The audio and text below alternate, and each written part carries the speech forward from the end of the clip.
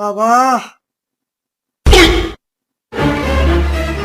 Line তো দুটো, আমি যাবো তো কৃষ্ণনগর, বুঝতেও পারছি না কৃষ্ণনগর কোন দিকে যাবে, কাকেই বা জিজ্ঞাসা করি।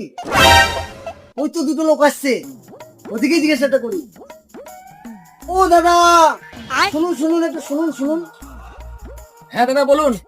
বলছি দাদা, আমি তো যাবো কৃষ্ণনগর, তো দুটো লাইন কোনটা কোন দিকে যাবে আমি তো দাদা বুঝতে পারছি না, একটু যদি বলে দেন খুব উপকার হয়।